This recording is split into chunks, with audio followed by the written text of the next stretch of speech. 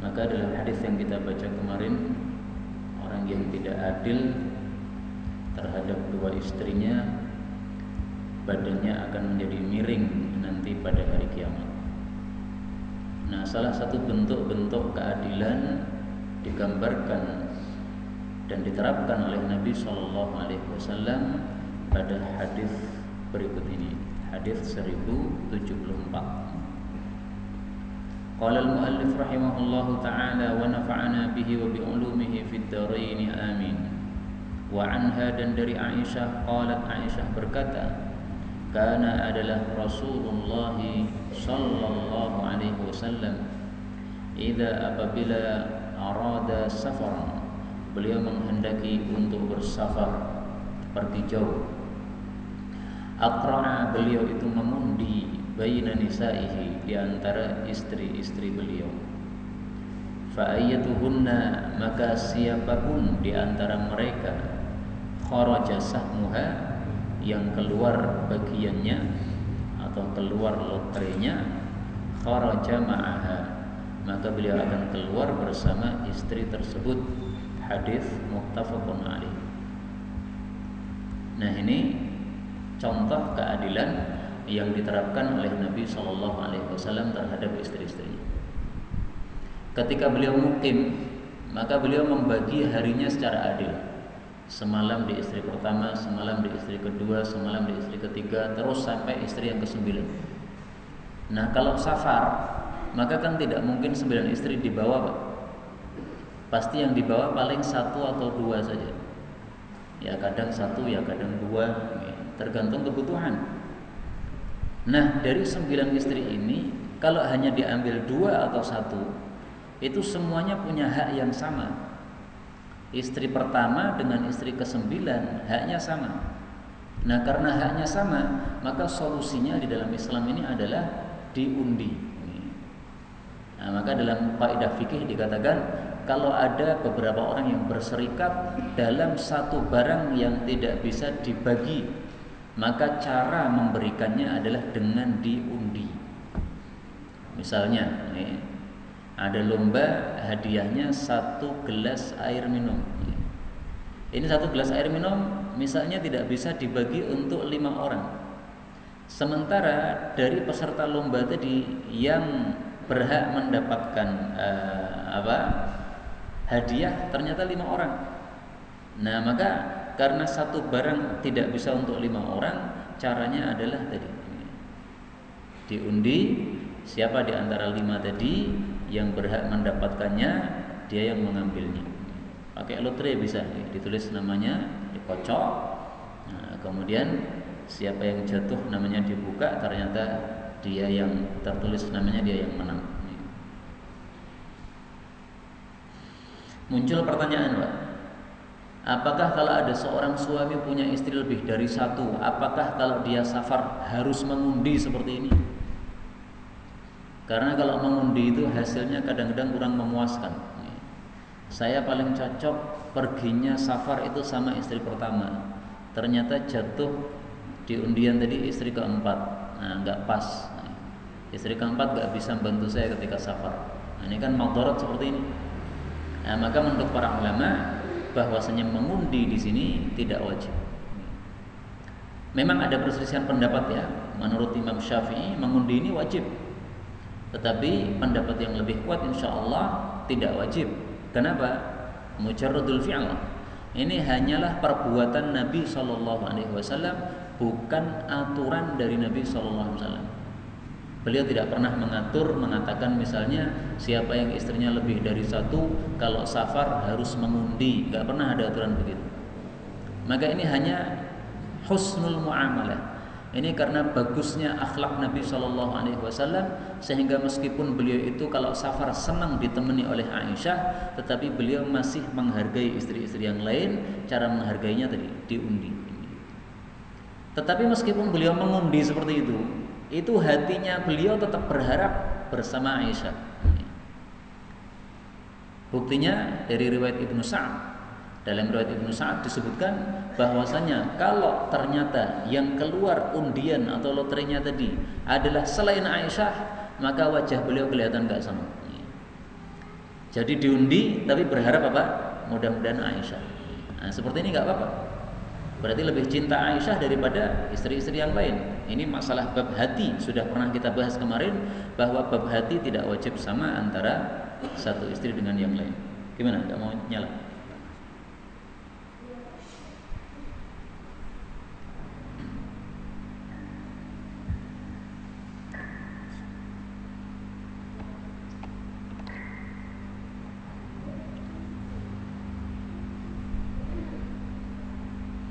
Jadi kesimpulannya aqra'a di sini ya, mengundi ini tidak wajib, tetapi ini sangat bagus untuk menghargai seluruh para istri. Ya.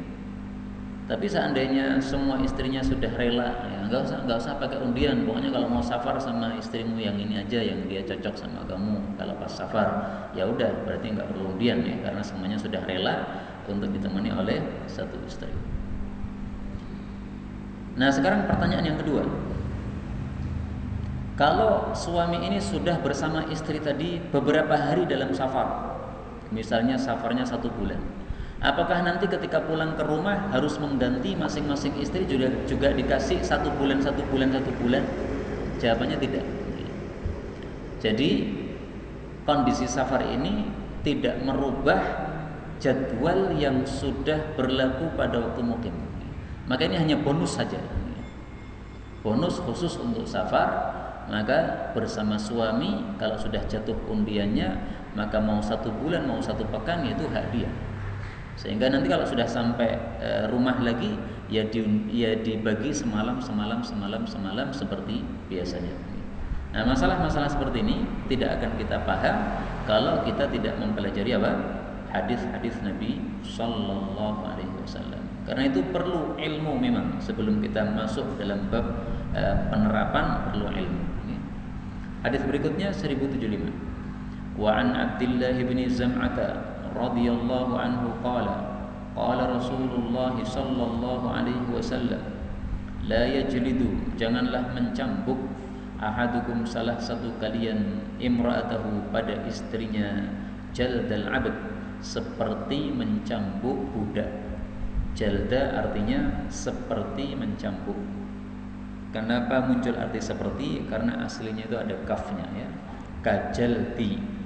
Tapi kemudian kafnya dihilangkan menjadi jalda. Maka dalam terjemah masih muncul ya, jalda seperti mencambuk al-abdi budak. Hadis riwayat Bukhari. Hadis ini menunjukkan bahwasanya seorang suami tidak boleh mencambuk istrinya atau memukul istrinya seperti dia mencambuk budaknya.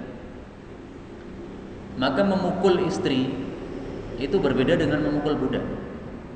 Kalau memukul budak itu kan memukul untuk menghukum, ya kan? Tetapi kalau memukul istri, memukul untuk mendidik. Nah, beda antara menghukum dengan mendidik, beda. Ini ada budak disuruh kerja nggak kerja, atau kerja tapi nggak becus, padahal sudah diberi latihannya, tapi nggak sesuai. Nah, maka boleh dicambuk. Karena itu dalam Islam ini mencambuk atau memukul itu ada 2 macam. Ada memukul untuk hukuman, itu keras boleh. Misalnya ada orang zina ya dicambuk, nah itu hukuman keras itu supaya kapok. Tapi ada juga mencambuk atau memukul yang sifatnya adalah didikan. Nah kalau pendidikan ini jangan sampai melukai. Dalilnya apa? Tidak boleh melukai. Dalam hadis yang lain Rasulullah Shallallahu Alaihi Wasallam menyebutkan kata-kata ghairu mubarrih. Ghairu mubarrih artinya tidak membuat luka. Rasul Shallallahu Alaihi Wasallam bersabda, Innalakum alaihinna, sesungguhnya kalian para suami punya hak yang wajib dilakukan oleh para istri. Apa haknya? Alla yuti'na furushakum ahadan takrahuna. Mereka tidak boleh menempatkan pada tempat tidur kalian seorang pun yang kalian tidak suka, meskipun itu mertuanya sendiri. Fa in fa'alna dzalik, kalau istri nekat melakukan hal itu, fadribuhun, maka pukullah mereka para istri tadi darban ghairu mubarrih, dengan pukulan yang tidak melukai. Hadis diriwayatkan oleh Imam Muslim sahih. Nah, maka kesimpulannya, 1, suami boleh mukul istri. Kesimpulan pertama. Kesimpulan kedua, suami tidak boleh mukul istri dengan pukulan keras yang sampai melukai atau seperti memukul budak. Bolehnya adalah memukul dengan pukulan yang pelan yang merupakan pukulan didikan. Sebagian ulama ada yang sebutkan mukulnya pakai kayu siwak.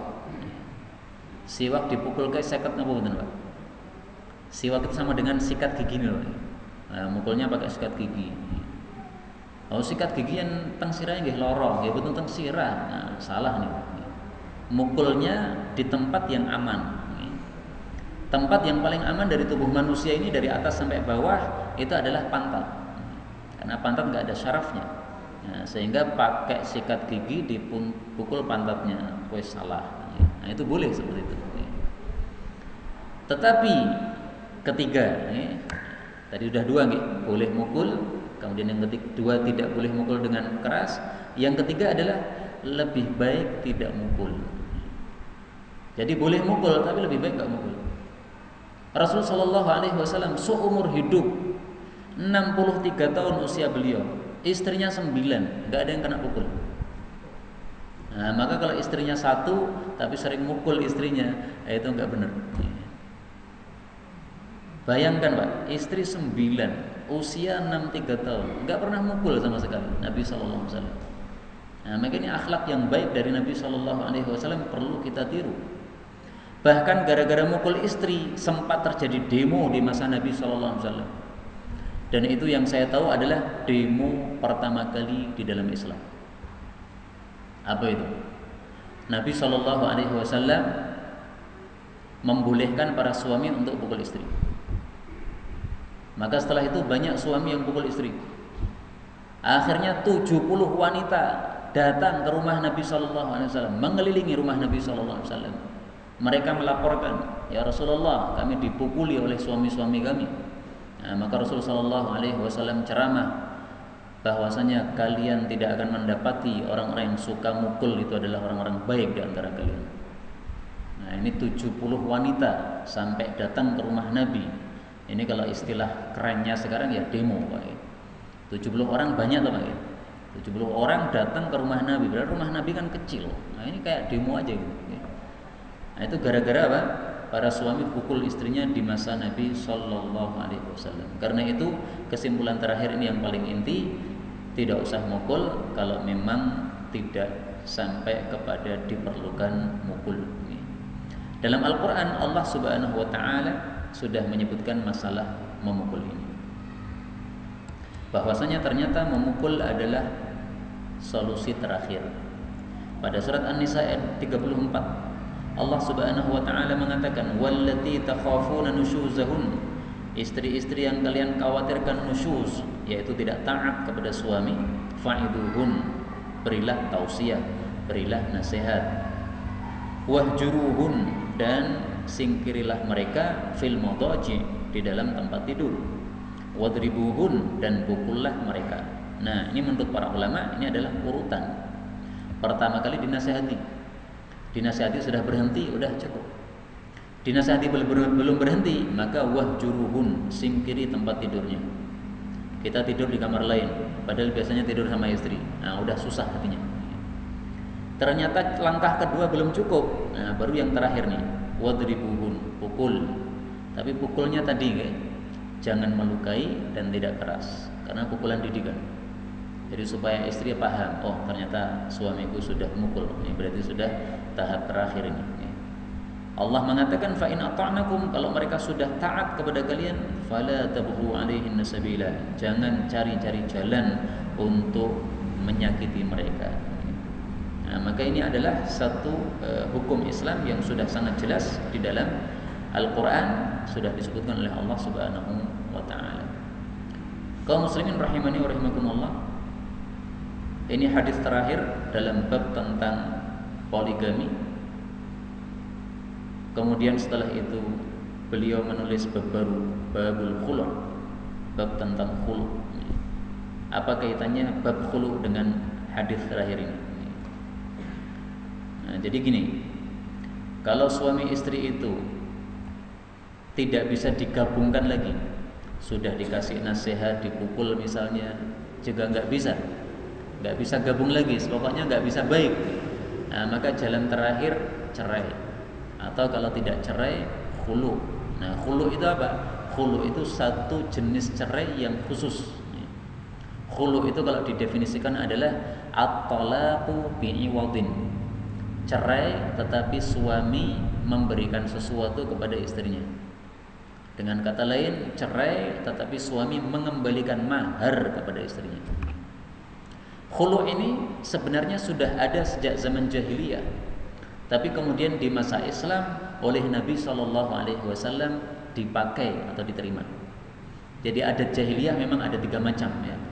Ada adat jahiliyah yang ditolak oleh Islam, ada adat jahiliyah yang dipakai oleh Islam, ada adat jahiliyah yang diperbaiki atau dirombak oleh Islam.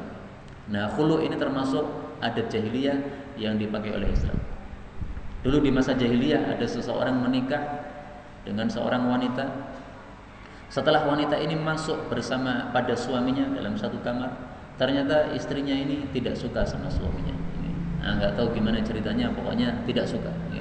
Maka dia bilang kepada bapaknya, saya nggak mau dinikahkan sama orang ini. Nah, maka bapaknya kasihan kepada menantunya ini. Dia sudah keluarkan mahar, tetapi dia tidak dapat istri, malah cerai.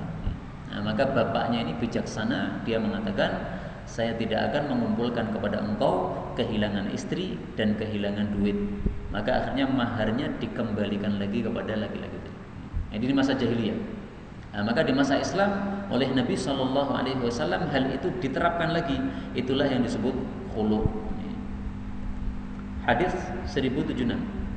An Ibnu Abbas radhiyallahu anhuma anna imra'ata Thabit bin Qais, bahwasanya istrinya Thabit bin Qais namanya Jamilah. Atatin Nabiyya, dia datang kepada Nabi sallallahu alaihi wasallam.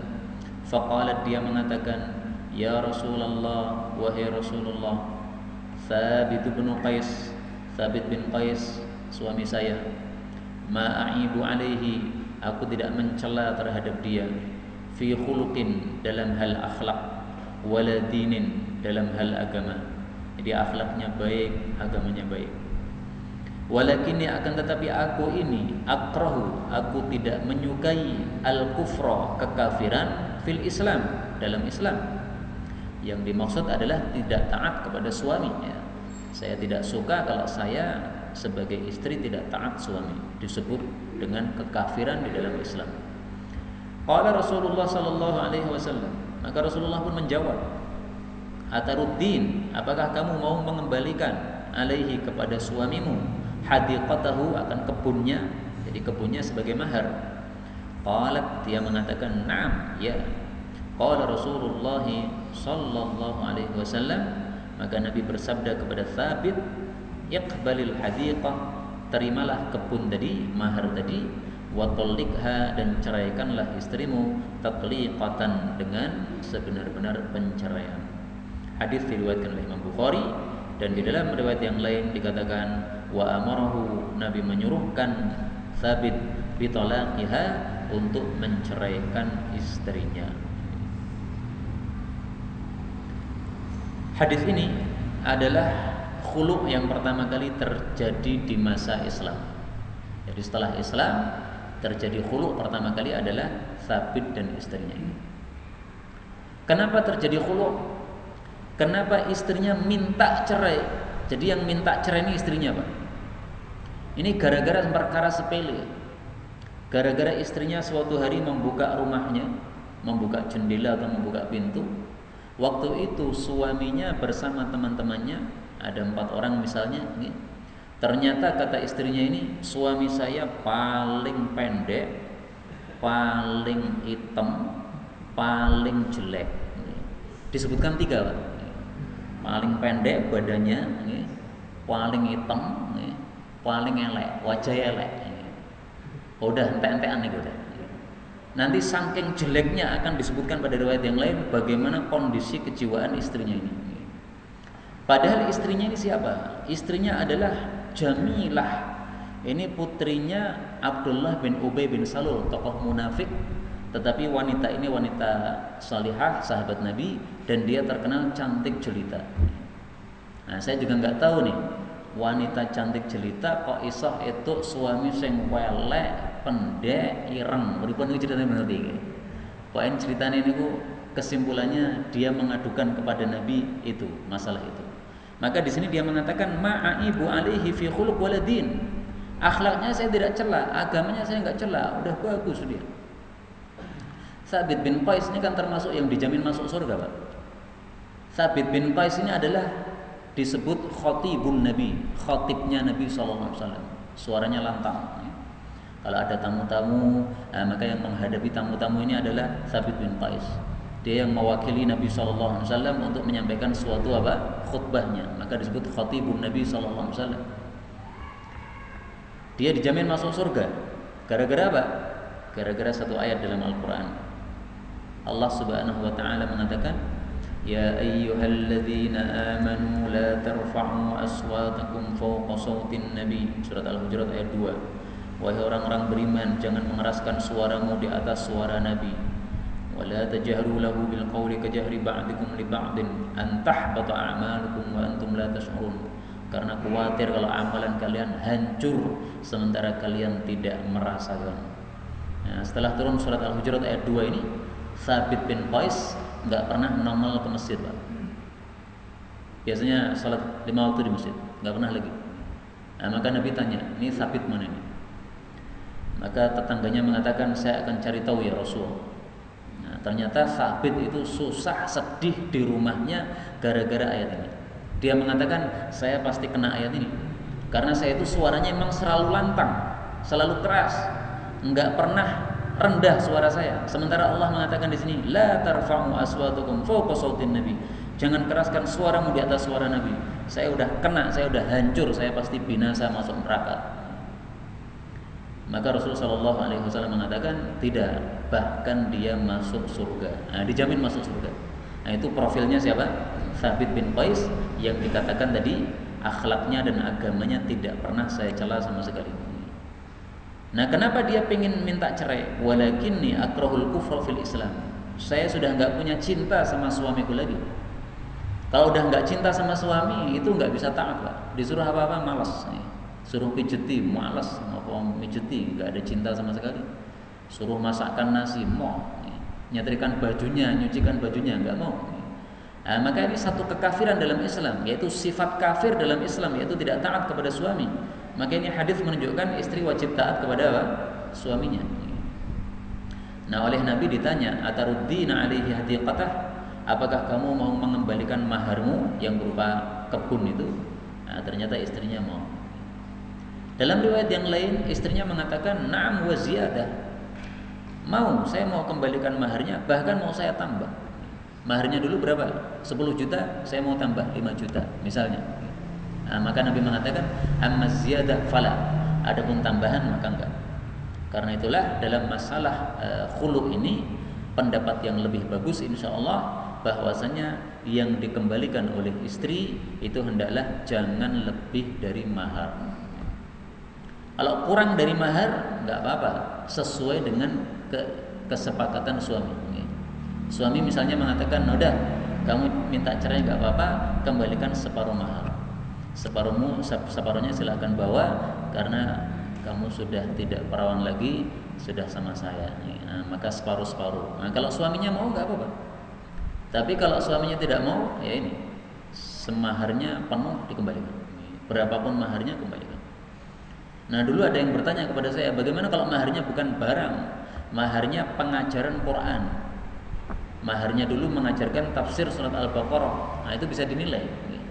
Surat Al-Baqarah itu kalau diajarkan dalam kelas itu bayarnya berapa? Al-Baqarah kan 2,5 juz atau 2/4 juz. Nah, 1 juz itu biasanya tafsir itu menghabiskan berapa jam. Kemudian dalam satu kelas itu biasanya sekolah-sekolah itu atau di pesantren-pesantren itu 1 jamnya dapat berapa lembar, bisa dihitung. Gajinya berapa seorang guru, nah, itu bisa dihitung. Maka bisa dinilai kan. Saya kembali ke sini, ini akhirnya kemudian dicerai oleh suaminya karena istrinya mau mengembalikan maharnya. Kaum muslimin rahimani wa rahimakumullah, masalah istri minta cerai ini ada aturannya. Tidak semua istri bisa minta cerai. Perhatikan hadis Nabi SAW. Rasul mengatakan, ayyuma imra'atin, siapapun wanita, sa'alat zawjaha talaq, minta dicerai oleh suami, min ghairi ma ba'sin, padahal tidak ada masalah apa-apa, faharamun 'alaiha, maka haram bagi wanita tadi raihatul jannah, mendapatkan baunya surga. Hadis riwayat Abu Dawud sahih. Jadi ini harus diperhatikan, min ghairi ma ba'sin. Kalau enggak ada masalah, enggak boleh minta cerai. Maka ini istri ini minta cerai harus ada sebabnya. Sebabnya misalnya suaminya sudah enggak mau sholat lagi, padahal dulu sholat. Nah ini ada sebab. Sebabnya misalnya suaminya sudah tidak menepati janji lagi. Dulu janjinya sebelum nikah mau dinikahi oleh panjenengan, tapi setiap hari ikut pengajian di masjid. Pada maghrib sampai isya ada pengajian di masjid. Nah, sudah disepakati, baik, saya akan menikahi kamu dengan persyaratan ini. Ternyata sudah nggak mau ngaji lagi. Nah itu sebab boleh minta cerai. Suaminya sudah tidak mampu menafkahi istrinya lagi. Istrinya biasanya makan 3 kali sehari, ini hanya bisa ngasih makan sekali sehari. Nah istrinya kelaparan, maka boleh ini untuk minta cerai, nggak apa-apa. Ini ada sebab. Atau sebabnya tadi, cinta dalam hati sudah nggak ada belas. Melihat suaminya wah raisa gitu. Nah, sehingga susah ini istrinya ini. Kalau dia nekat jadi istrinya tidak bisa taat sama suami, malah numpuk dosa terus, nah, maka akhirnya minta izin kepada Nabi untuk diceraikan. Diizinkan oleh Nabi Sallallahu Alaihi Wasallam. Nah, maka kesimpulannya kalau nggak ada sebab nggak boleh minta cerai. Karena saya pernah dengar Pak, ada seorang wanita kerja di Korea atau di Malaysia. Nah, ketika sudah sampai di sana kecantol sama laki-laki lain. Akhirnya bilang sama suaminya, "Mas, pegatan." Minta pegatan, kenapa? Kecantol sama laki-laki lain. Nah, suaminya pusing, akhirnya gantung diri yang kemarin saya ceritakan itu. Nah, itu ternyata karena tidak ada sebab. Sebabnya apa? Sebabnya kecantol sama orang laki-laki lain aja. Mungkin yang laki-laki lain ini lebih kaya, lebih ganteng dan sebagainya. Ini haram hukumnya. Tapi kalau laki-laki kecantol sama wanita lain, kemudian ceraikan istrinya, nggak apa-apa, Pak. Saya ulangi lagi, ya. Laki-laki kecantol dengan wanita lain, kemudian ceraikan istrinya yang pertama, nggak apa-apa. Tapi kurang bagus. Yang lebih bagus jangan diceraikan, tapi digabungkan. Dulu istrinya 1, jadi apa? 2. Nah itu kalau laki-laki begitu. Nah, maka ibu-ibu nggih sabar nggih. Kalau ibu-ibu kecantol laki-laki lain nggak boleh minta cerai, nggak boleh. Wis bajut nikah sama bapak itu minta cerai. Tapi kalau laki-laki memang diperbolehkan kecantol sama wanita lain, nambah nggak apa-apa. Yang penting istri pertama jangan diceraikan. Itu lebih bagus daripada dia menceraikan. Memang ini hak laki-laki lebih banyak daripada apa? Perempuan. Ya wajar, tanggung jawab laki-laki lebih besar. Sehingga haknya dibesarkan oleh Allah itu ya sudah adil. Tapi kemudian para ulama berselisih pendapat, apakah khulu ini termasuk cerai atau termasuk fasakh? Saya ulangi lagi. Para ulama berselisih pendapat apakah khulu ini termasuk cerai, tolak, atau termasuk fasakh. Fasakh itu apa sih? Fasakh itu menghapus nikah. Kalau cerai itu pegatan. Nah bedanya apa? Bedanya gini. Kalau cerai itu di dalam Islam, Allah Subhanahu Wa Taala sudah membatasi hanya 3 kali saja yang boleh rujuk. At-talaqu marratan. Cerai yang boleh rujuk itu hanya 2 kali. Kalau ada cerai yang ketiga, maka kalau mau rujuk lagi sama istrinya, itu istrinya harus nikah dengan orang lain dulu dan dikumpuli oleh orang lain tersebut, kemudian diceraikan oleh orang lain tersebut, baru boleh suami yang pertama tadi rujuk. Nah, itu kalau cerai. Nah, kalau fasakh nggak begitu. Kalau fasakh, meskipun itu sudah yang ketiga, maka masih boleh rujuk tanpa harus ada persyaratan tadi. Jadi ada kasus gini. Ada seorang suami menceraikan istrinya sudah 2 kali. 2 kali ya. Kemudian yang ketiga ini bukan cerai, tapi khulu. Nah, maka dia bingung, tanya kepada Ibnu Abbas, Ibnu Abbas, ini saya sudah yang ketiga, tapi yang ketiga bukan cerai, tapi khulu. Saya kembalikan maharnya.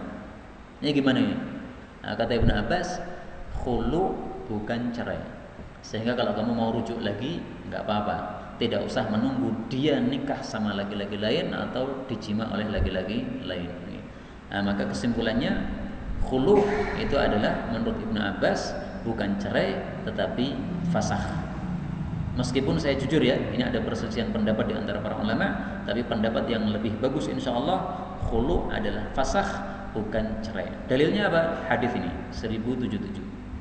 Wali Abi Dawud wa Tirmidzi wa Hasanah anna imra'ata Thabit bin Qais, bahwasanya istrinya Thabit bin Qais ikhtala'at minhu, khulu dari suaminya. Faja'ala an-nabiy sallallahu alaihi wasallam, maka Nabi menjadikan iddataha, masa iddahnya haidatan, satu kali haid. Nah ini dalil bahwasanya khulu itu bukan cerai, tetapi khulu itu termasuk fasakh atau menghapus pernikahan. Karena kalau cerai masa iddahnya itu 3 kali apa? Haid, ya kan? Dalam Al-Qur'an Allah Subhanahu wa taala sudah menyebutkan bahwasanya wanita cerai masa iddahnya 3 kali haid pada surat Al-Baqarah ayat 228. Wal mutallaqatu yatarabbasna bi anfusihinna thalathata quru. Wanita yang diceraikan menunggu sampai 3 kali quru, yaitu 3 kali masa haid. Nah, sementara di sini haidatan, masa iddahnya hanya 1 kali haid. Masa iddah itu maksudnya gini, kalau sudah dikhulu oleh suaminya, maka dia menunggu 1 kali haid. Kalau sudah suci, maka nanti boleh menikah dengan orang lain. Tapi kalau belum 1 kali haid, belum boleh menikah dengan orang lain. Kenapa? Karena bisa jadi dia hamil dari suaminya yang pertama, sementara kalau wanita hamil tidak boleh menikah. Tapi kita lanjutkan 1078. Ini sebab kenapa dia tidak suka sama suaminya. Wa fi riwayat Amr bin Shu'aib an abihi an jaddihi 'inda Ibnu Majah anna Thabit bin Qais, bahwasanya Thabit bin Qais kana adalah damiman, jelek wajahnya, elek rupane.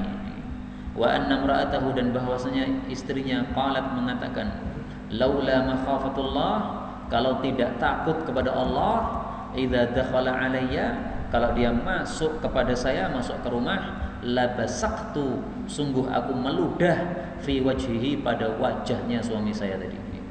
Maksudnya apa? Saking eleke melihat wajah kayak gitu itu kudu ngidoni. Ini enggak bisa kebayang kok, jeleknya kayak apa enggak bisa kebayang. Mungkin irunge napa munggah ning dhuwure ngeten ora pripun ngene iki. Sepok men elek tok. Wajahe napa bibire dumble, irunge pesek, bathuke nonong, kemudian napa meneh? Wah, pendek badane, ireng tunteng, rambutnya napa kribo, ambune ra enak, keringete masyaallah. Nah, udah enggak ada yang disukai. Maka dengan kondisi seperti ini, panjenengan harus mewajari kalau wanita tadi minta cerai atau minta izin dicerai oleh Nabi sallallahu alaihi wasallam. Masuk akal, ya. Karena apa? Sudah enggak ada cinta lagi, karena jeleknya sedemikian rupa. Tapi ini sebenarnya satu kesalahan, kenapa terjadi pernikahan seperti tadi. Wanita sangat cantik dinikahi oleh laki-laki sangat jelek. Nah, ini kok ya mau sebelumnya itu gimana ceritanya? Mestinya kan nazar dulu tau ya. Orang gaco langsung yo gitu. Kalau gaco langsung yo akhirnya sepekan cerai kan nggak bagus. Lebih bagus lihat dulu. Maka kemarin saya menikahkan antara seorang ikhwan dengan akhwat, akhwatnya pakai cadar. Saya pesan, nanti kamu minta cadarnya dilepas. Jangan hanya melihat foto, karena foto itu kadang-kadang nggak mewakili. Kita ayu tenan ning foto nih, bareng delok kowe rapi temen. Nah, maka harus dilepas dulu. Alhamdulillah, teman saya tadi datang, kemudian minta mohon maaf cadarnya minta dilepas, biar bisa lihat. Nah, akhirnya dilepas. Nah, saya tanya gimana? Wah, cocok banget. Ya udah, langsung jadi, alhamdulillah cocok. Bapak Ibu rahimani wa rahimakumullah, Kita lanjutkan hadis terakhir 1079. Wali Ahmad min hadits Sahl bin Abi Hasmata wa kana dzalika, dan adalah kejadian itu awwala khul'in, pertama kali khulu' fil Islam, yang terjadi di masa Islam.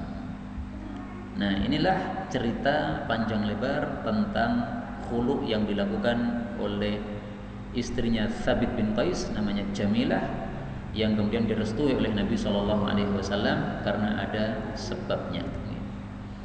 Nah, Bapak Ibu rahimani wa rahimakumullah, ada satu hal yang orang sering salah paham. Sebagian orang mengatakan khulu itu adalah istri minta cerai. Bukan begitu.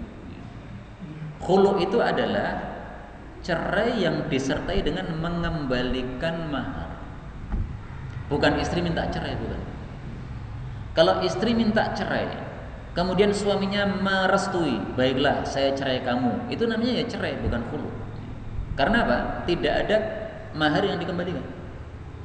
Adapun kalau terjadi cerai tetapi mahar dikembalikan, meskipun itu yang minta bukan istri, itu namanya khulu. Jadi khulu ini harus benar dulu definisinya. Makanya sejak awal tadi sudah saya sebutkan definisinya apa? At-talaqu bi'iwadin. Cerai dengan adanya mengembalikan mahar, atau dengan adanya sesuatu yang diberikan oleh istri kepada suami.